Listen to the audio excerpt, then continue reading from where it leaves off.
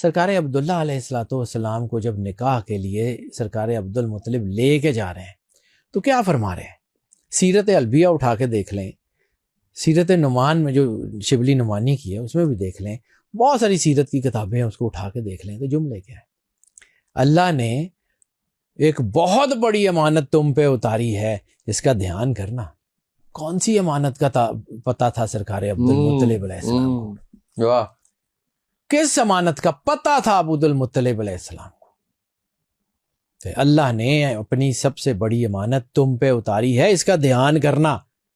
جملے کیا کہہ رہے تھے؟ اچھا، سرکار ختمی مرتبت بادشاہ کونین کا ہاتھ جب دنیا سے جاتے ہوئے سرکار عبد المطلب علیہ السلام کے ہاتھ میں پکڑاتے ہیں تو کہتے ہیں اللہ کی 2 امانتیں میں تمہارے سپرد کر کے جا رہا ہوں، امانتین، 2 امانتیں۔ ہاتھ تو صرف سرور انبیاء صلی اللہ علیہ وآلہ وسلم کا پکڑا کے جا رہے تھے، دوسری امانت کون سی تھی؟ کون سی آنے والی ہستی کو عبد المطلب علیہ السلام کی آنکھ دیکھ رہی تھی کہ وہ کعبے کے اندر سے ظاہر ہوگا، وہ نفس رسول ہوگا، وہ یا علی انت اخی فی الدنیا والآخرہ کے منزلت پہ فائز ہوگا؟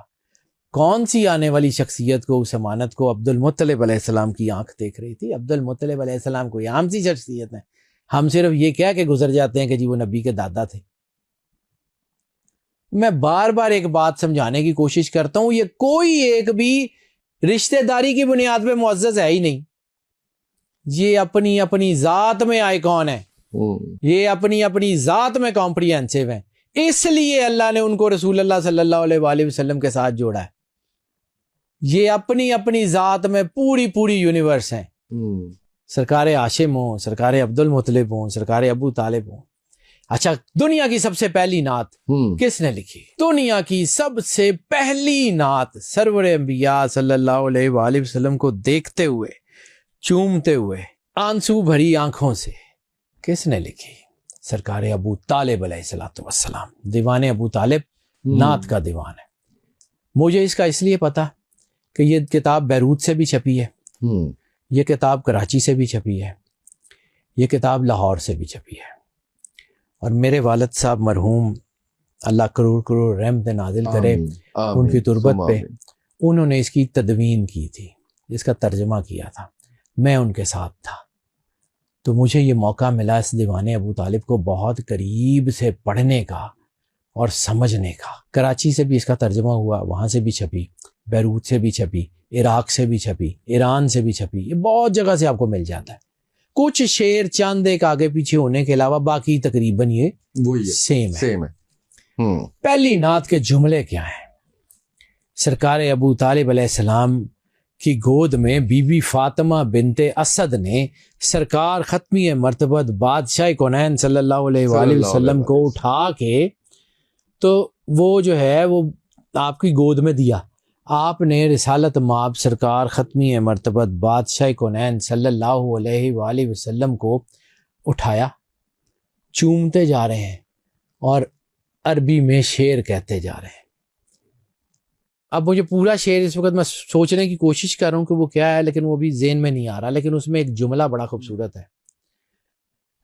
انت نبیہ، آپ نبی ہیں، آپ کا چہرہ اتنا مقدس ہے کہ آپ کے آنے سے مکہ روشن ہو گیا، آپ کے آنے سے صفا کی عزت بڑھ گئی، آپ کے آنے سے مروہ مقدس ہو گئی، آپ کا چہرہ اتنا روشن ہے کہ مکے میں ابراہیم کی آل مقدس ہو گئی۔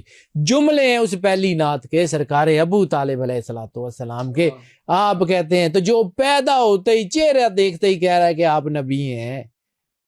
پتہ نہیں سر، مجھے نہیں پتا پھر آگے کیوں بات ہوتی ہے، میں خیر عالم نہیں ہوں، میں کوئی فتوے شتوے نہیں دیتا، لیکن میرا ایمان یہ کہتا ہے کہ یہ لوگ کچھ اور ڈائمنشن کے لوگ تھے۔ پھر ایک اور حدیث بڑی مضبوط اور ایک نعت جس کا ذکر خود سرور انبیاء صلی اللہ علیہ وآلہ وسلم نے عام الحزن میں کیا تھا کہ میں اپنے اس چچا کو کیسے بھول سکتا ہوں کہ جس نے مجھے 6 سال کی عمر میں اٹھایا اور اٹھا کے کعبے میں لے گئے اور یہ شعر پڑھے۔